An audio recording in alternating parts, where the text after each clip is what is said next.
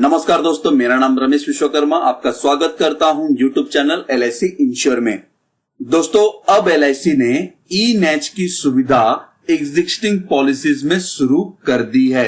मतलब जिनके पास insurance policies हैं वह अपने प्रीमियम का भुगतान डायरेक्ट बैंक से ऑटो डेबिट करवा सकते हैं।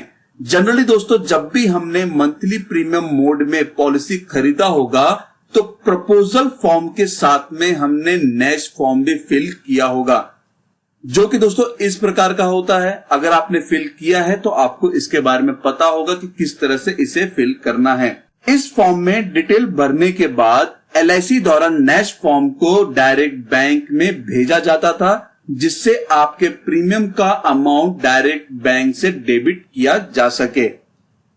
अगर इस फॉर्म को भरने में या फिर सिग्नेचर बैंक अकाउंट से मैच नहीं होता था तो बैंक द्वारा इसे रिजेक्ट कर दिया जाता था और हमारा मंथली प्रीमियम बैंक अकाउंट से डेबिट नहीं होता था, जिसके लिए कस्टमर को प्रीमियम का भुगतान LIC ऑफिस या फिर LIC के प्रीमियम कलेक्शन सेंटर पर जाकर करना होता था।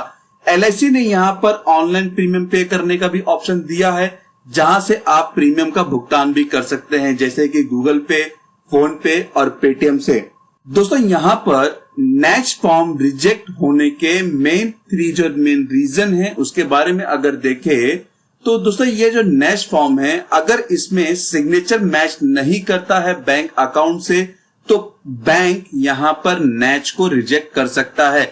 दूसरा है, अगर आपने ओवर राइटिंग किया हुआ है कहीं पर भी नेच फॉर्म में तो बैंक इसे भी रिजेक्ट कर सकता है, या फिर आपने किसी कॉलम को फिल नहीं किया है, भरा नहीं है, तो उस कंडीशन में भी बैंक यहां पर इस फॉर्म को रिजेक्ट कर सकता है। तो दोस्तों, ये 3 मेन रीजन है जिसकी वजह से नेच फॉर्म रिजेक्ट होते थे और कस्टमर का प्रीमियम कल पे नहीं हो पाता था, जिसे ध्यान में रखते हुए LIC ने ई-नेच फैसिलिटी स्टार्ट की। ई-नेच का फुल फॉर्म है electronic national automated clearing house, जिसमें आपको इस तरह का नेच फॉर्म फिल करने की कोई जरूरत नहीं है। लेकिन अब LIC ने एक्टिव पॉलिसी यानी कि इनफोर्स पॉलिसी के लिए ऑफलाइन ई-नेच फैसिलिटी स्टार्ट कर दी है। अब आप प्रीमियम डायरेक्ट बैंक से डेबिट करवा सकते हैं।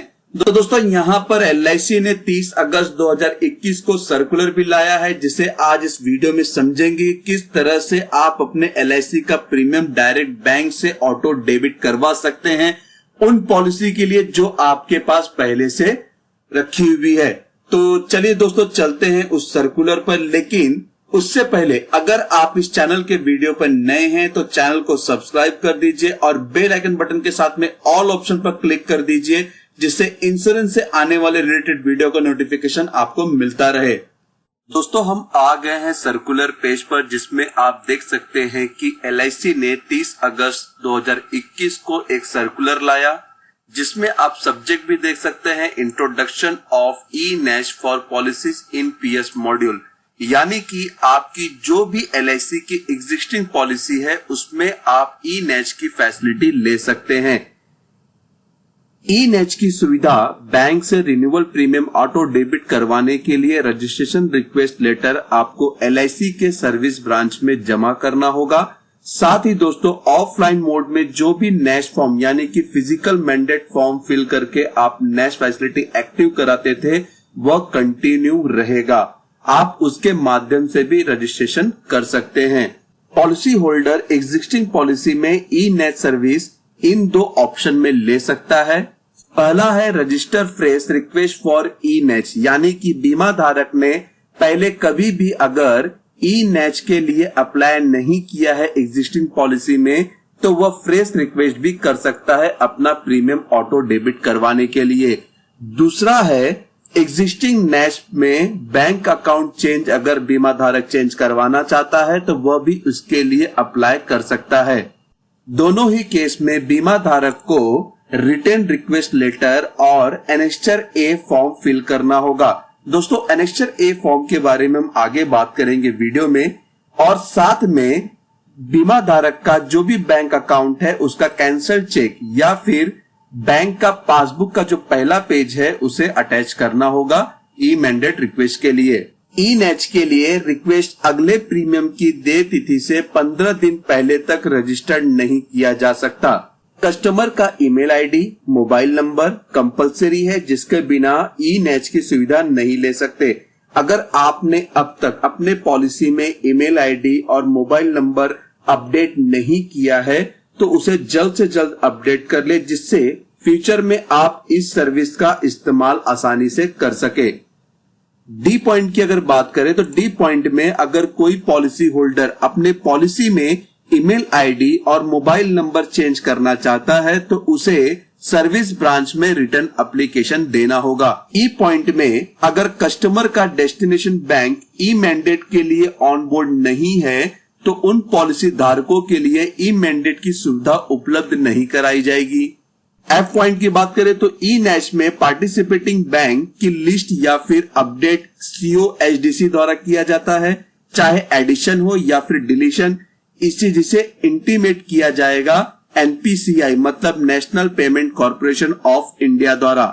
ई नेच रजिस्टर करने के लिए LIC ऑफ इंडिया द्वारा एक लिंक भेजा जाएगा कस्टमर के मोबाइल पर SMS द्वारा, और साथ ही साथ उनके ईमेल पर एक ईमेल भी भेजा जाएगा जो कि वैलिड रहेगा सिर्फ 3 दिन के लिए।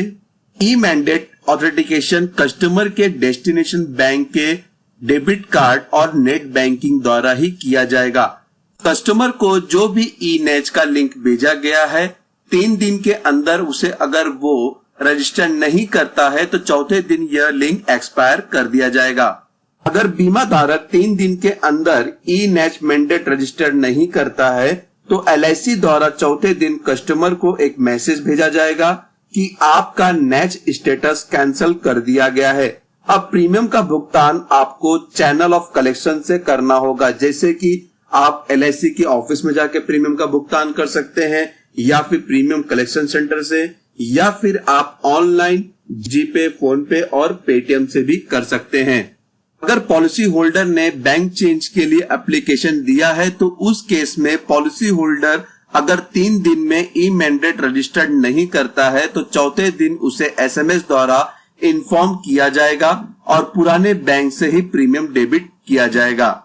जो भी आपका इंस्टॉलमेंट प्रीमियम है विद GST 10 लाख से ज्यादा नहीं होना चाहिए। अगर 10 लाख से ज्यादा है तो ई नेच की सुविधा नहीं दी जाएगी।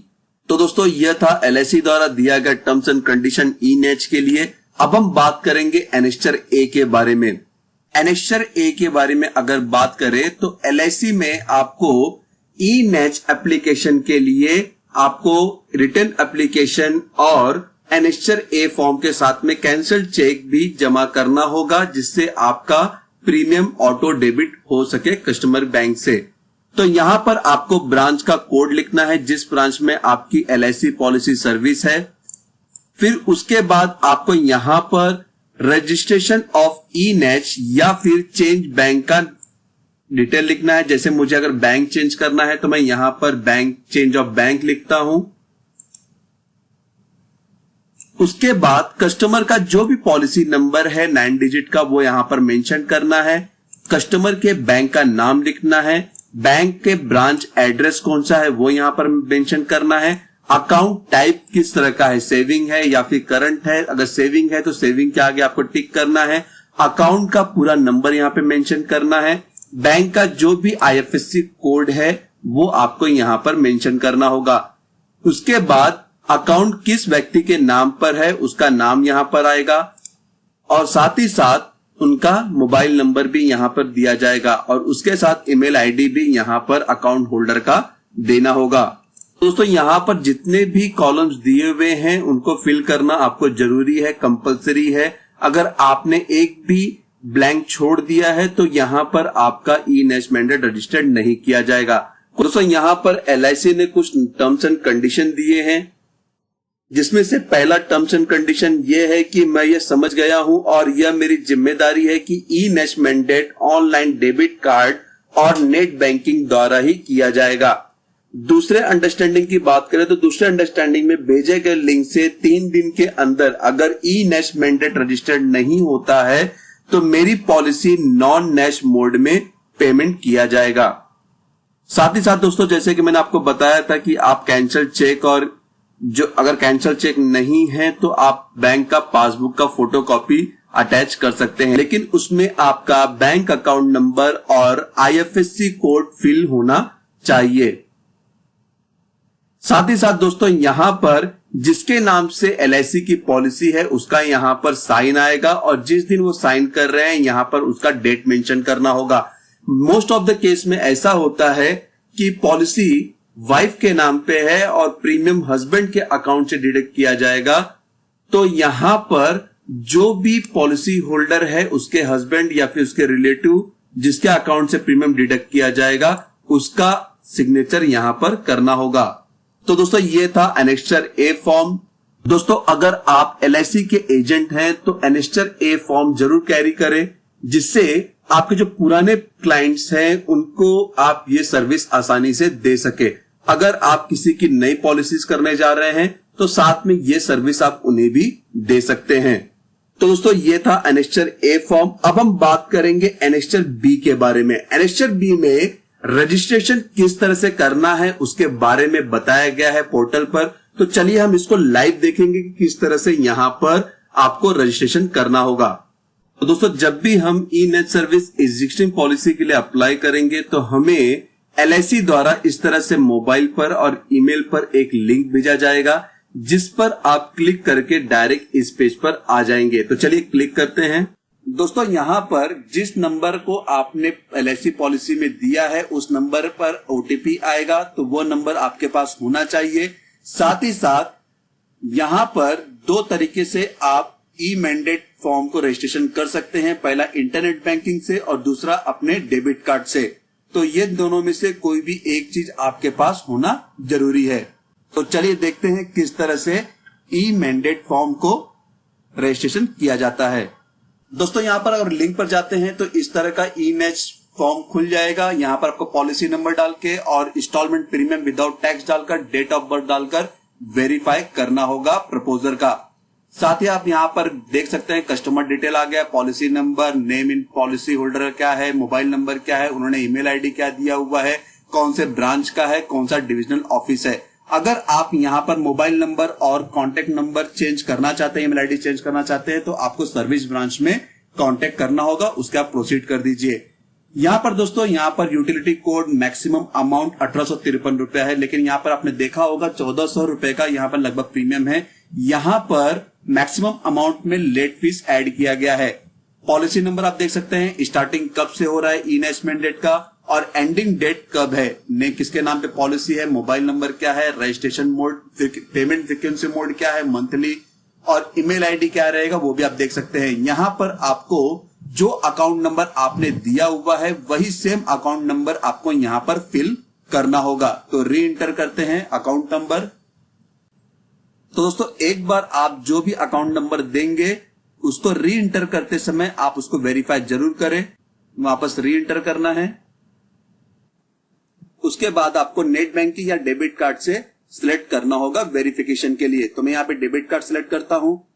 एक बार दोस्तों अकाउंट नंबर भी आप चेक कर ले। तो डेबिट कार्ड चेक करने के बाद तो दोस्तों यहां पर कुछ टर्म्स एंड कंडीशन दिया गया है। जैसे आप अगर ऑफलाइन पॉलिसी भरते थे, ऑफलाइन पॉलिसी करते थे तो इस तरह का टर्म्स एंड कंडीशन होता था। इसमें दिया गया है कि किस डेट पे आपका यहाँ का प्रीमियम डिडक्ट किया जाएगा। अगर आपका डेट ऑफ कमेंसमेंट 1 तारीख से लेकर 7 तारीख तक है तो 7 तारीख को प्रीमियम कटेगा।